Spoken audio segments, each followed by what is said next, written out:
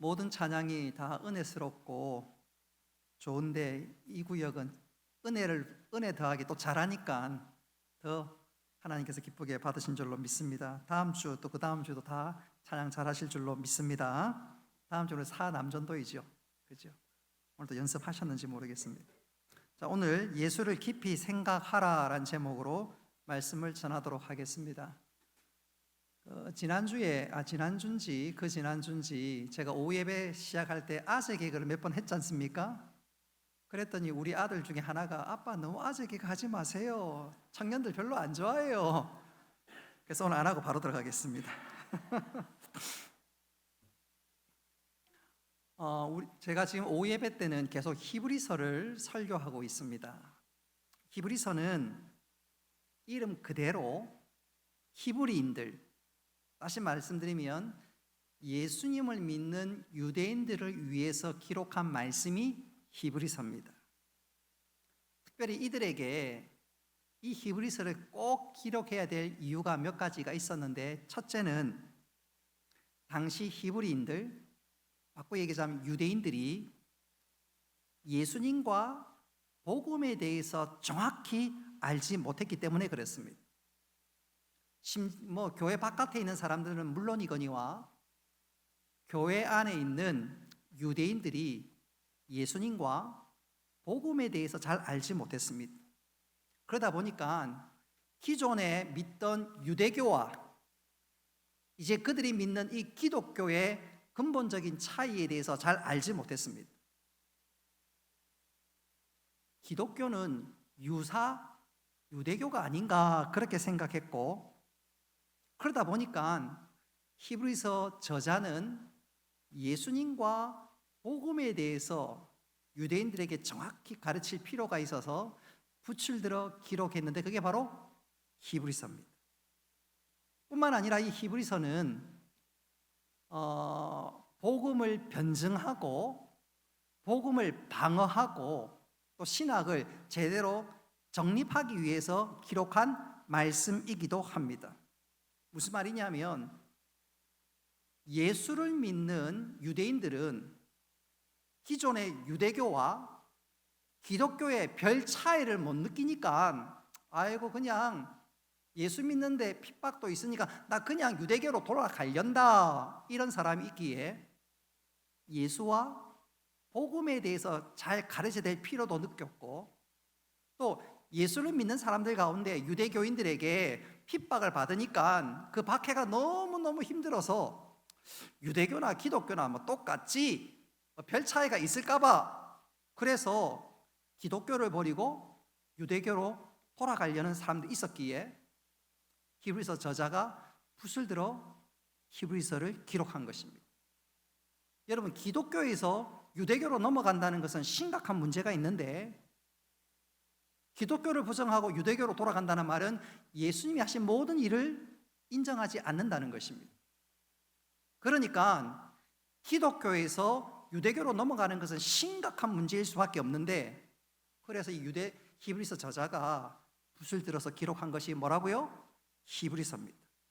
그래서 이 히브리서는 시작과 동시에 마치 야구 선수가 안타를 치든 홈런을 치는 것처럼 예수님이 누구신지에 대해서 분명히 밝히고 있습니다.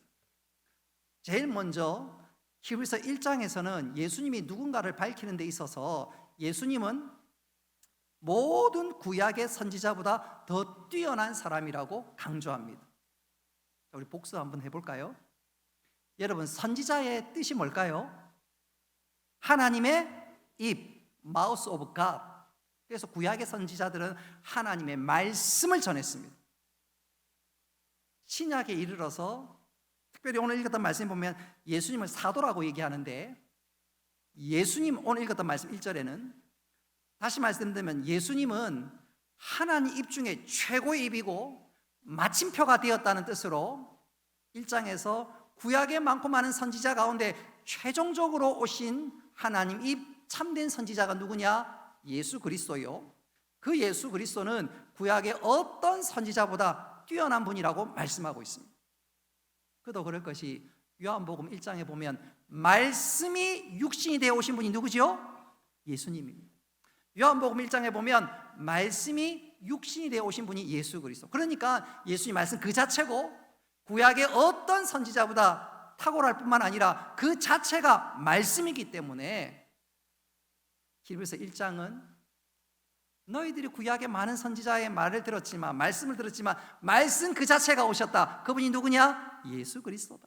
그래서 예수 그리스도를 붙잡아야 한다. 그게 히브리서 1장의 핵심입니다. 2장에 이르러서는 예수님은 천사보다 뛰어나신 분이라고 얘기합니다. 골로새서를 쭉 읽어보면 일단의 유대인들 중에서 예수 믿는 유대인들 중에서 심지어 천사를 숭배하는 사람들이 있습니다. 그래서 2장에서는 예수님은 그 천사보다 뛰어난 분임을 말씀하면서 예수님이 오직 우리의 구원의 도리가 되신다고 말씀합니다. 그리고 오늘 드디어 3장에 이르러서는, 자, 1장에는 예수님은 누구보다 뛰어나다 그랬지요? 방금 말씀드렸는데 선지자. 2장에서 누구보다 뛰어나다 그랬습니까? 천사. 그리고 3장에 이르러서는 모세보다 뛰어나신 분이 바로 예수 그리스도라는 것입니다. 여러분, 3장에 이르러서 유대인들에게 예수님은 모세보다 뛰어나다, 이것은요 충격이고 그들 생각에 엄청난 지진이 아닐 수가 없습니다. 왜 그럴까요? 모든 유대인들의 삶의 기초가 되고 배경이 되는 게 뭐냐 하면 모세오경이고 율법입니다.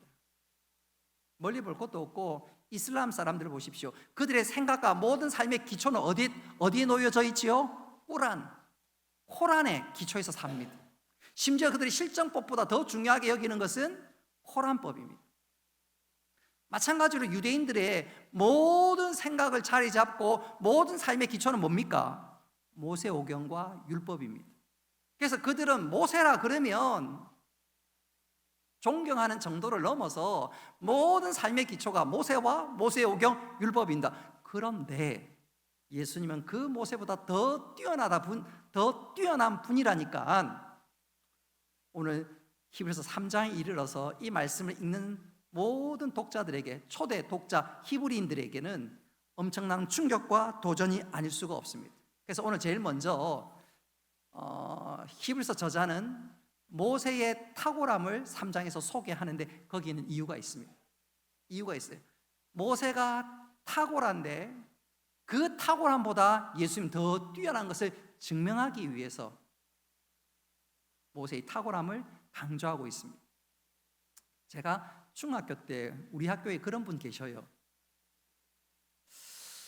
이름이 이땡땡 선생님인데 아무개 선생님 굉장히 칭찬을 많이 해요. 그리고 맨 마지막에 내가 그 선생님보다 조금 더 낫다, 그 선생님 잘 가르치고 훌륭하고 한참 설명해 놓고 맨 마지막에서 내가 그 선생님보다 조금 나은 것 같아.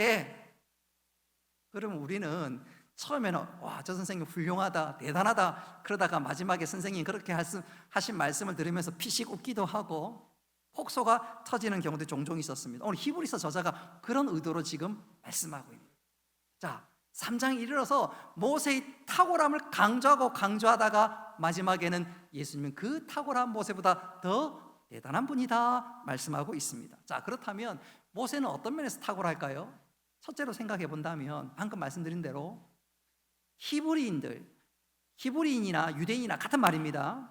이 유대인들의 모든 생각과 모든 삶과 모든 것의 기초가 되는 것이 뭐라 그랬지요? 모세오경과 율법입니다. 그러니까 유대인들이 모세를 존경하는 것은 우리가 생각하는 상상을 초월합니다. 뿐만 아니라 모세가 그렇게 대단했을 뿐만 아니라 모세의 삶도 얼마나 드라마틱합니까? 그래서 모세에 관한 영화들이 많이 소개되지 않습니까? 십계란 영화도 있고요, 이집트 왕자라는 영화도 있고요. 모세에 관련된 영화나 드라마가 많이 나오는 이유 중에 하나가 모세의 삶이 굉장히 드라마틱하지 않습니까? 첫째는 그가 태어날 때 죽을 수밖에 없었는데 그가 극적으로 살아나고, 그의 어머니가 오히려 돈 받아가면서 모세를 키우고, 분명히 모세는 애굽 사람으로 장성함에도 불구하고 그의 정체성은 히브리인. 그러니까 모세의 탄생과 성장 배경이 얼마나 놀랍습니까? 뿐만 아니라 그가 뭔가 할 즈음에 나이 40이 되어서는 도망자가 되고, 나이 80이 돼서 그의 인생은 완전히 끝났다 싶은데 하나님께서 그를 놀랍게 쓰시고, 출애굽의 지도자로 쓰시고, 홍해를 가르시고 만나와 메추라기로 하나님 먹이시는 것을 모세를 통해서 일하시고, 마침내 하나님은 시내산에서 모세를 불러서 율법을 주시고, 그것뿐만 아니라 모세가 맨 마지막에 성경을 기록하지요. 어떤 성경을 기록합니까? 창세기, 또 출애굽기, 또 그 다음에 이런 모세가 창세기를 기록할 때 한번 여러분 상상을 해보십시오. 모세가 창세기를 기록하면서 우주의 기원에 대해서 기록합니다. 세상의 우주의 기원을 생각하면서 기록할 자가 누가 있겠습니까? 뿐만 아니라 창세기와 출애굽기를 기록하면서 하나님의 구원 역사에 대해서 기록할 사람이 누가 있겠습니까? 뿐만 아니라 모세는 하나님과 마치 친구처럼 대면한 자가 아닌가요? 그러니까 모세가 모세오경을 기록할 때 그가 행한 일들은 정말로 놀랍고 신비하고 우리의 생각을 뛰어넘는 그런 일이 아닐 수가 없습니다. 정말로 모세에 대해서 이런저런 이야기를 하면 정말 시간이 모자랄 만큼 대단한 사람입니다. 그런데 한번 따라합시다. 예수님은 모세보다 탁월하십니다. 모세보다 탁월합니다. 그러니까 히브리서 말씀을 받는 독자가 깜짝 놀라지요. 그래서 믿음의 주요 온전케 하신 예수 그리스도를 바라봐야 할 것을 말씀하고 있는 것입니다. 자, 그렇다면 예수님이 모세보다 더 뛰어난 탁월함이 뭘까요? 그것은 예수님이 하신 일, 사역과 관련이 있습니다. 우리 1절 말씀 스크린에 나와 있는데 같이 한번 읽어보도록 하겠습니다. 시작.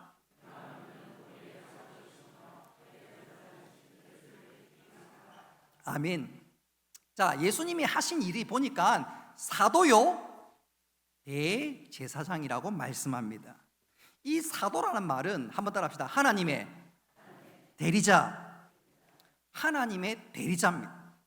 그러니까 당신이 하시는 일은 곧 하나님이 원하시는 그 일을 하는 것이다, 그 말입니다. 그러니까 이 예수님은 구약의 모세와 다를 바가 없고, 아니 모세보다 더 대단하신 분임을 말씀하고 있고요. 뿐만 아니라 예수님은 대제사장이라고 말씀합니다. 여러분, 대제사장이 하는 일은 하나님과 사람 사이를 이어주는 가교의 역할을 합니다. 예수님은 그런 대제사장일 뿐만 아니라 한 걸음 더 나아가서 예수님은 당신이 대제사장이 되기 위해서 당신이 친히 희생제물이 되셨습니다. 여러분, 구약에 등장하는 대제사장을 보십시오. 이런 대제사장이 있나요? 자기가 희생제물이 된 사람이 있나요? 아무도 없습니다. 심지어 모세조차도 그런 일을 하지 못했습니다. 아니, 모세는 대제사장이 되지도 못했습니다. 그러니까 예수님이 하신 일은 모세하고 비교하면 비교할 수 없는 탁월함과 위대함과 웅장함과 놀라움을 가지고 있습니다. 그래서 오늘 히브리서 저자는 자, 예수님의 하신 일을 보십시오. 우리가 모세가 아니라 율법이 아니라 예수 그리스도를 붙들어야 합니다. 그분은 대제사장이 되셔서 우리의 구원의 문을 활짝 열어주셨습니다. 여러분, 절대로 이 믿음에서 흔들리지 마세요. 그게 바로 히브리서 3장의 핵심입니다. 히브리서 3장은 모세보다 탁월하신 분이 예수 그리스도신데, 예수님이 하신 일도 모세와 비교할 수 없는 일이지만 모세가 예수님보다 탁월하신 것은 예수님의 지위 혹은 예수님의 위치 때문에 모세와 비교할 수 없는 탁월함을 가지고 있습니다. 우리 5절과 6절 말씀 같이 한번 읽어보도록 하겠습니다. 시작.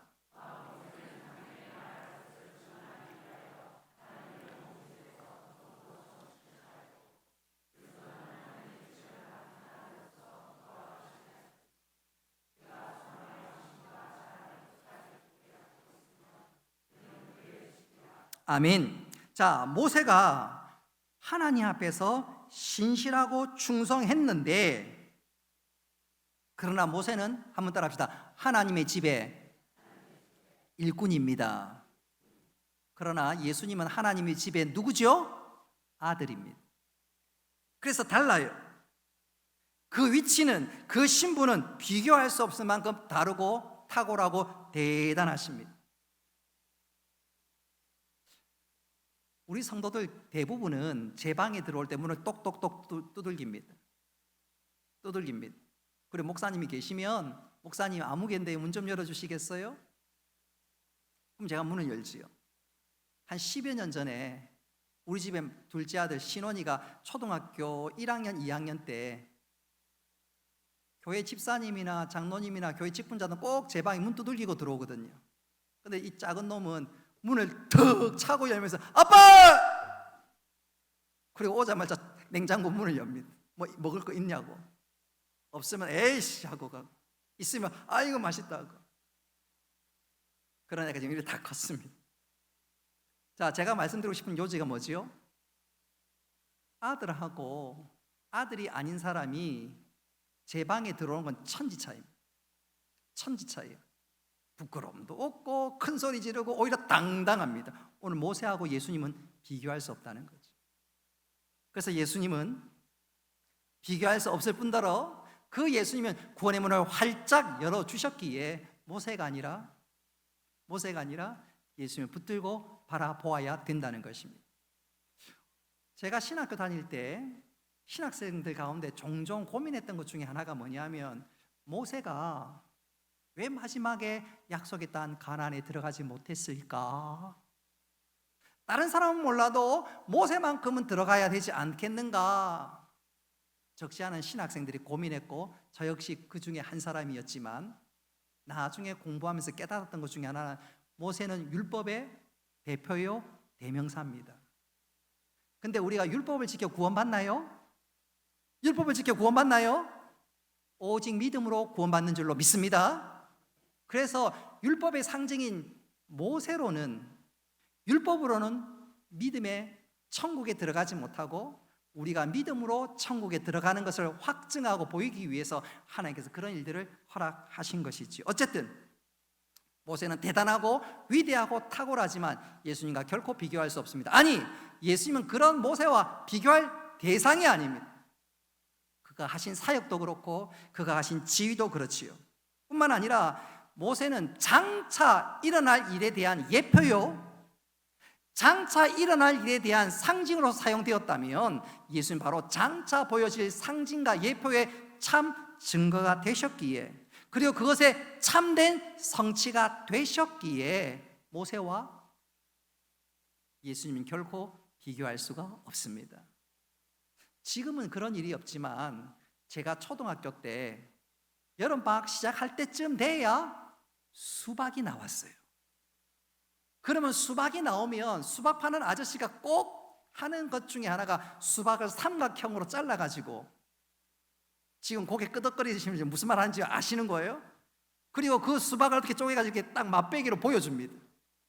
진짜 맛있다면서 입에 집어넣는 순간 아무 생각 없이 한 입 덜썩 물게 되고, 그럼 무조건 사 먹어야 됩니다. 그렇지 않던가요? 막 못 사 먹겠다면 이거 어떻게 파냐고 억지로 강매하기도 합니다. 어쨌든 그 수박의 그것은 맛배기입니다. 한번 맛보면 이야 진짜 맛있다. 그래서 수박을 사지 않던가요? 그 수박 맛배기는 진짜를 보여주기 위한 표요, 어떤 맛배기에 불과하지만 모세가 그런 역할을 했는데 우리 주 예수 그리스도는 바로 본체가 되십니다. 그래서 오늘 히브리서 3장은 히브리서를 읽는 독자로 하여금 모세와 비교할 수 없는, 선지자도 아니고 천사도 아니고 너희들이 가장 존경하고 네 삶의 전부인 그 모세와 비교할 수 없는 분, 탁월하신 분이 바로 예수 그리스도요. 그 예수님을 붙들라고 말씀합니다. 여러분, 저는 이것을 이렇게 한번 표현해 보고 싶어요. 우리 대부분 그것을 느끼고 저도 그런 사람 중에 하나인데, 여러분 길을 걸어가다가 스마트폰이 없으면 불안하지요. 스마트폰이 없으면 뭔가 허전하지요. 아니, 스마트폰이 없으면 안 가지고 나오면 집으로 다시 갔다가 돌아오는 경우들도 종종 있지요. 스마트폰으로 연락도 하고 통화도 하고 정보도 확인하고 심지어 그거 가지고 물건을 사고 팔고 하니까 스마트폰이 얼마나 대단합니까? 그런데 한번 물어봅시다. 여러분, 스마트폰이 내 손에 쥐어져 있는 것이 얼마나 귀하고 얼마나 필요하고 얼마나 중요한데, 여러분 그렇게 스마트폰을 소중히 여기는 것처럼 주님을 붙들고 계신가요? 한번 옆 사람 둘이 짝을 지어서 한번 물어봅시다. 스마트폰보다 주님을 붙잡고 계십니까? 한번 물어봅시다. 시작.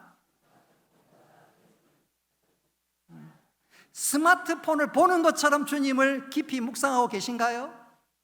스마트폰이 주는 기쁨보다, 즐거움보다, 정보보다 더 많이 주님을 의지하고 주님을 붙드시는가요?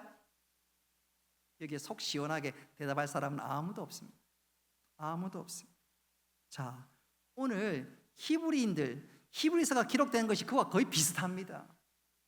모든 삶을, 율법의 모든 것이 다 묻어나는데, 그리고 그거의 모든 기초는 모세인데, 모세보다 더 대단하신 분이 누구라고요? 예수님입니다. 그래서 오늘 설교에, 오늘 히브리서 3장의 본론의 결론이 뭐냐? 한번 따라서, 예수님을 깊이 생각하라. 오늘 1절 하반절에 나와 있는 것처럼 예수님을 깊이 생각하는 것입니다. 여러분, 예수님을 깊이 생각하기 위해서 우리가 반드시 스스로 자문자답해야 될 두 가지가 있는데, 첫째는 예수님이 어떤 분인가라는 것입니다. 예수님을 깊이 생각하는데 예수님이 어떤 분인지를 먼저 생각하라는 거예요. 어떤 분인가? 그리고 예수님을 제대로 알 때 그분으로 인해서 우리의 믿음이 자라가게 되는 줄 믿으시기를 바랍니다. 설교 서두에 말씀드렸다시피 오늘 본문에 나와 있는 것처럼 예수님은 사도요 대제사장이십니다. 예수님 외에는 결코 구원의 문을 열 자가 아무도 없습니다. 정명석도 이만희도 그 누구도 하나님 보내신 사도도 아니고 대제사장도 아닙니다. 오직 우리 주 예수 그리스도만이 사도요 대제사장인 줄 믿으시기 바랍니다. 그래서 예수 그리스도 외에는 구원이 없지요. 예수를 깊이 생각하기 위해서는 첫째로 예수님이 누군지를 명심하고 살라는 것입니다. 그리고 두 번째로 한번 따라 합시다. 나의 신분은 무엇인가? 나의 신분은 무엇인가 생각해야 합니다. 자, 오늘 1절에 보니까 우리는 함께 하늘의 부르심을 입은 자요, 2절에 보니까 거룩한 형제라고 얘기합니다. 우린 예수 그리스도를 믿는 하나님의 가족입니다. 그런 거로 내 삶에, 영적으로 내 삶에 마치 옛날에는 집 앞에 문패가 있었던 것처럼 예수 그리스도를 바로 내 삶의 문패에 걸어놓고 나는 예수 믿는 사람이요, 나는 예수님의 제자요, 나는 예수님을 따라가는 사람이요, 그렇게 살아가야 된다는 것이. 다시 말씀드리면 한번 따라합시다. 예수님을 깊이 생각해야 합니다. 그게 바로 믿는 자의 마땅한 도리요 하나님의 기대입니다. 저는 이것을 이렇게 한번 표현해 보고 싶어요. 제가 한번 소개해 드린 적이 있는데, 찰스 쉘던이라는 사람이 책을 하나 썼습니다. 그 책이 그 유명한 예수님이라면 어떻게 하셨을까? 근데 이 책에 보면 이와 같은 일화가 소개되는데, 미국 어느 작은 도시의 신문사 사장이 은혜를 받고 그가 신문사 사장으로서 예수님이 만일 이 신문사의 사장이라면 어떻게 했을까 깊이 묵상했습니다. 생각해 보니까 예수님이라면 첫째로 과대 광고를 안 했을 것 같습니다. 예수님이라면 술, 담배 광고를 안 했을 것 같습니다. 예수님이라면 선정 보도를 통해서 부수를 늘리는 일도 안 했을 것 같습니다. 예수님이라면 자극적인 뉴스, 소위 가짜 뉴스, 엉터리 뉴스를 통해서 더 많은 사람, 더 많은 독자에게 신문을 파는 그런 일을 안 했을 것 같습니다. 그래서 그가 예수님이라면 이렇게 하셨겠지 그러면서 과대 광고도 하지 않고 선전적인 광고도 하지 않고 소위 자극적인 뉴스도 실지 않았습니다. 그러니까 사람들이 신문 보는 것이 시들시들해졌고 독자들이 신문을 끊고, 그러다 보니까 신문사가 제대로 운영이 되겠습니까? 극도의 경영난에 겪었고 자칫 잘못했다가는 신문사가 문을 닫게 되었습니다. 문을 닫을 판이었습니다. 바로 그 즈음에 같은 교회 다니는 어떤 여성도가 거액의 돈을 상속받았습니다. 이 성도 역시 은혜 받고 예수님이라면 어떻게 할 것인가 고민하고 생각하기 시작했습니다. 이 많은 돈 어디에 투자하고 어디를 써야 할런지 문득 고민하고 생각하는 가운데 물론 하나님 앞에 기도했지요. 어느 날 생각지도 않게 이 신문사에 관한 소식을 듣게 되었습니다. 그 신문사가 지금 경영의 위기를 겪었는데 그 모든 것이 예수님이라면 어떻게 하셨을까? 바로 거기서 비롯됐다는 사실을 알게 되었습니다. 바로 이거다.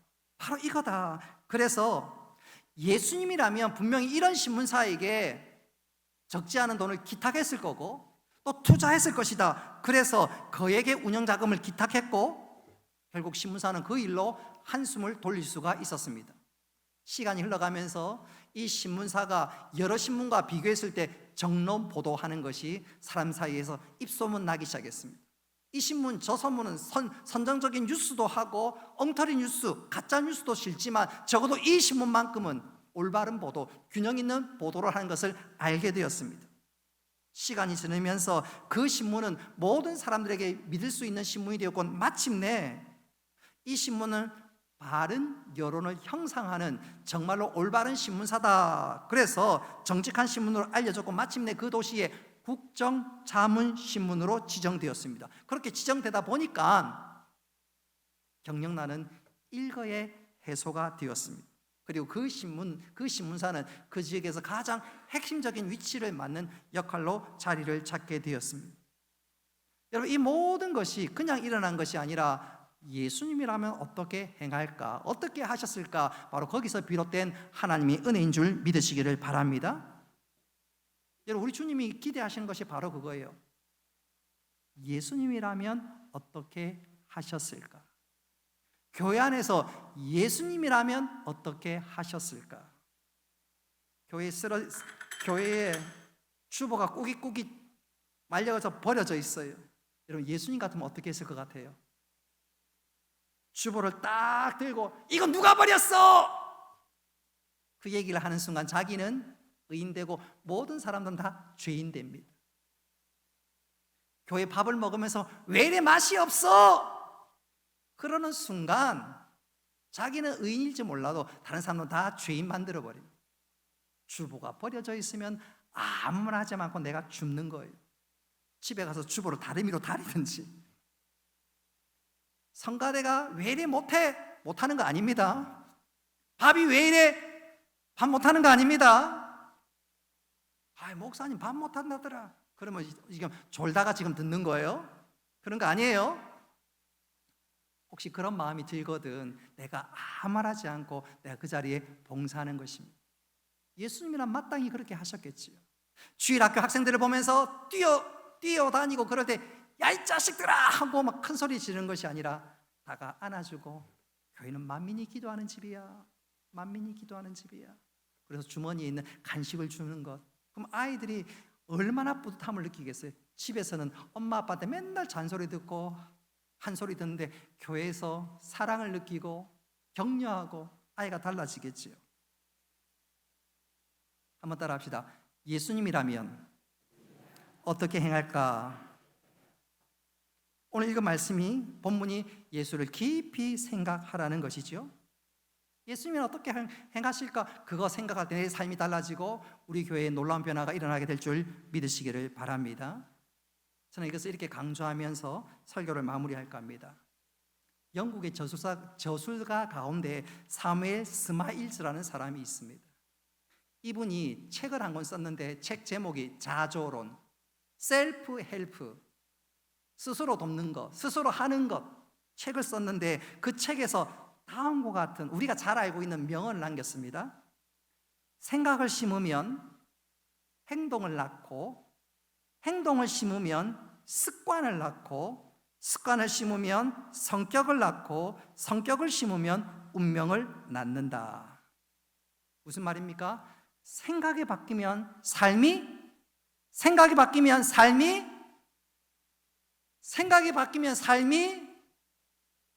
뭐가 좀 맞아야죠. 다시 생각이 바뀌면 삶이 변화됩니다. 우리가 예수를 깊이 생각하면 우리의 삶이, 믿음의 삶이 변화될 줄 믿으시기 바랍니다. 예수를 깊이 생각하면 주님께서 그 생각하고 그 고백하고 기도하는 대로 변화시킬 줄 믿으시기를 바랍니다. 지난 주일이 부활주일 아닌가요? 여러분, 이 부활주일, 이 부활의 계절에 우리 예수님을 깊이 생각할 수 있기를 바랍니다. 그래서 예수 능력 내 능력이 되고, 예수 생명 내 생명이 되고, 예수 소망이 내 소망 될 수 있기를 주님의 이름으로 축복합니다. 말씀을 맺도록 하겠습니다. 오늘 히브리서 저자는 모든 히브리 성도들에게, 유대인들에게 우리 모두 예수님을 깊이 생각합시다 말씀하고 있습니다. 예수와 복음에 대해서 헷갈리는 성도들에게 예수님을 깊이 생각하라고 말씀합니다. 그렇게 예수님을 깊이 생각할 때 예수로 충만하고 하나님의 뜻을 이루고 하나님의 기쁨이 되기 때문에 그렇습니다. 여러분, 우리 모두 이 시대에 예수를 깊이 생각함으로 세상의 마음과 생각에 빼앗기지 않고 믿음의 길을 걸을 뿐만 아니라 예수를 깊이 생각함으로 성령 충만하고 하나님의 뜻을 이뤄나가는 우리 모두가 될 수 있기를 주님의 이름으로 축복합니다.